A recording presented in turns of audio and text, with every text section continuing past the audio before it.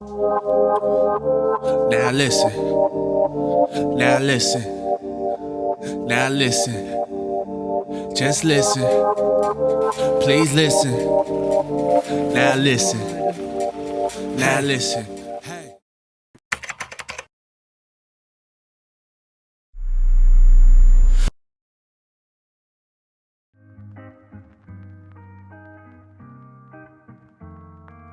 Hello.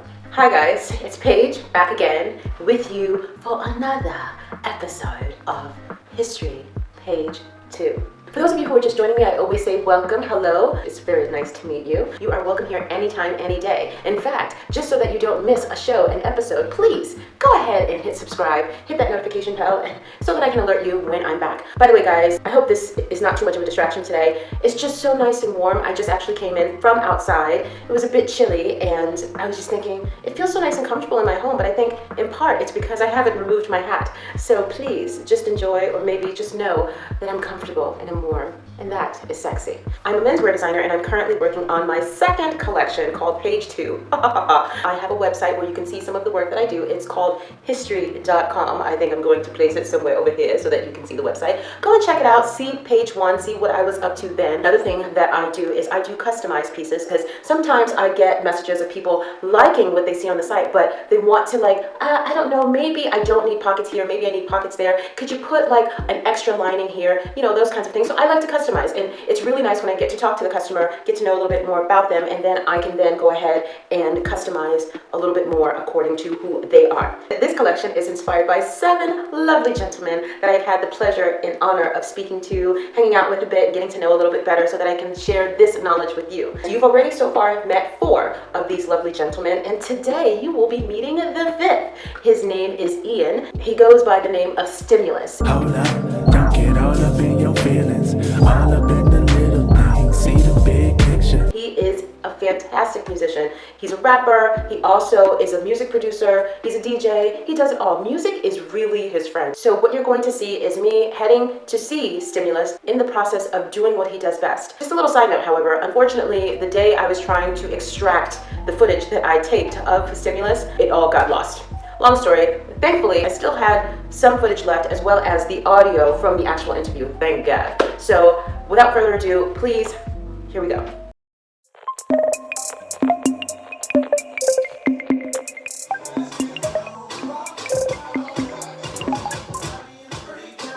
You're a musician. Yeah. At what point in your life did you find music? Did music find you? I would say it found me really early, I guess between 7 and 9. I like listening to the radio and everything, and my mom got me a Fisher-Price vinyl set and a couple of records to play on it, because she always played records in the house, and so she gave me like a little kiddie record player. So, I like music. I would play my toys, whatever, like a normal kid, drawing, all that stuff, but I always liked music. Then one of my babysitters at the time, like her homegirl's son, was like riding me down Flatbush on the bus one day, and he was like, yo, you listen to hip hop or rap at all or whatever? And I was like, no, I'm a little kid, right? I listen to what my mom plays. She was listening to rap in the house. And he just put it on my headphones, and I was like, yeah, all right. And then I started digging for it on the radio and looking around for hip hop shows or whatever. I still didn't get into music. I was still more drawing and doing my drawings and stuff like that, and painting. I was doing well with it in school. I even got some work in the Brooklyn Children's Museum and stuff like that. And then what happens to some, if not a lot of kids, some teacher one day had the brilliant idea to be look for something else. It's hard to have a career in art. The other part of it too was the different issues I was dealing with emotionally. I would express myself in my art, my paintings and my drawings. And it started getting annoying to me that people kept finding other meanings than what I wanted. Because, I was a little kid. I wasn't a grown-up artist who's take from my work what you will. I was I'm trying to say this.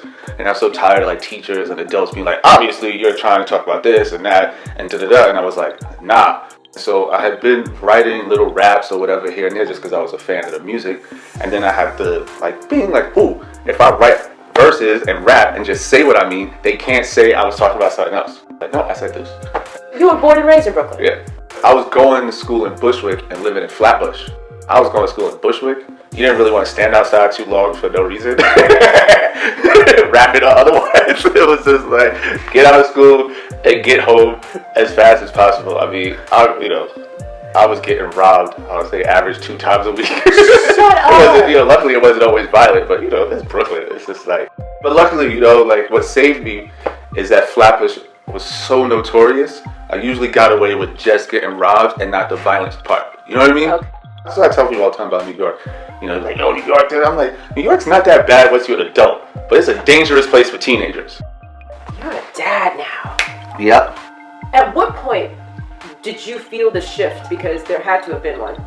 It was instant.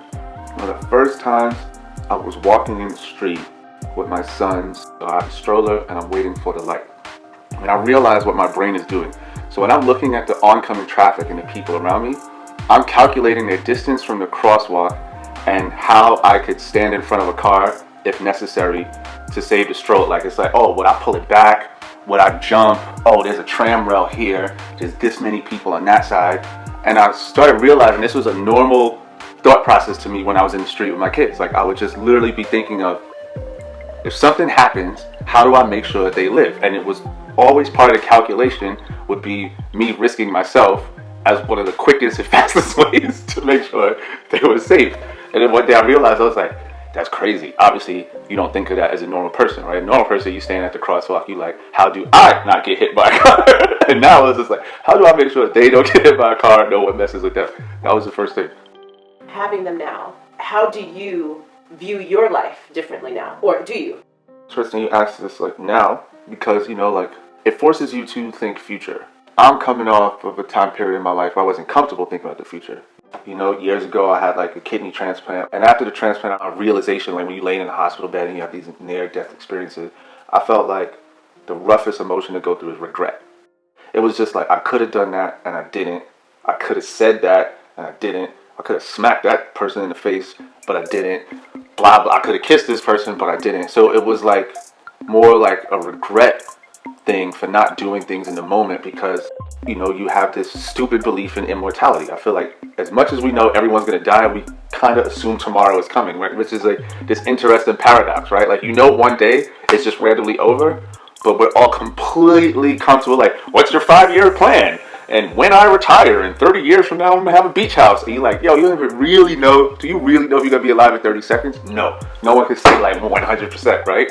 For me and like a lot of people, when you go through a near-death experience, it erases all that. So when people be like, oh, what you doing next year? I was like, and I started to have to honestly, I don't think like that anymore. I don't know. Wow. Like, I don't know. And now it's like the optimist in me and the parent in me has to think like that, right? Like, I can't be like, well, you're 1.5 now.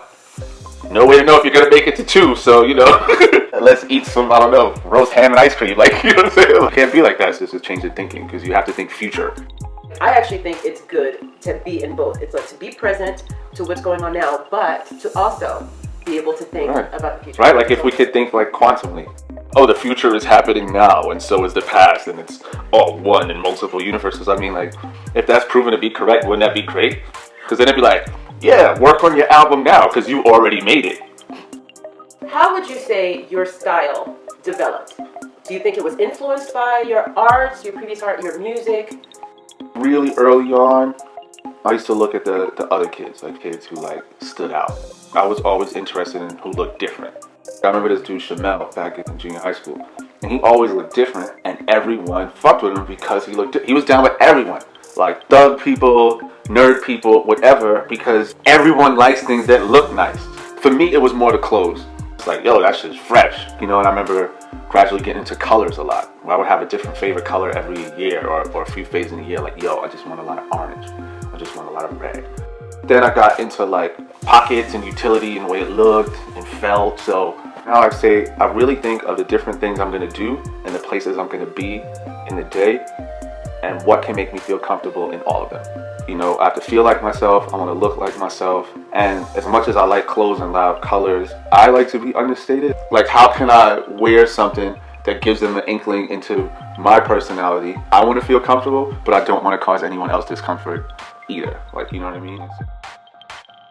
Ian really makes me feel like home. I mean, he's from New York, maybe that helps, but we really speak the same language. When I say the same language, I'm not just talking about English. It's just that he has a vibe. I get it. And like, we just go back and forth. It's really nice, especially in a foreign country, to have that. He's like my brother from another mother. I actually had the opportunity recently of going to one of Ian's gigs, and it was so cool watching him. When someone is in their element, take the time to kind of like observe them, watch them. They light up. To see him smile, it went from ear to ear. It was so genuine. I just recently heard someone say that your purpose is more than your skill. It's also your story. And this is another reason why I love getting to do what I do, because these guys literally inspire me. Please guys, go and check out his music. He's absolutely phenomenal. I'm gonna put all that information down below so that you can be able to check him out, check his Instagram and all that good stuff. Thank you so much for being a part of this journey with me. And thank you guys for joining me and getting to participate by watching this journey. In the meantime, thank you so much again for joining me. It's always a pleasure, so that I can get to talk to you guys and get to share all of this stuff with you. Please leave a comment. I really like interacting with you guys. It's really a lot of fun. Until then, lovely ones. Bye-bye.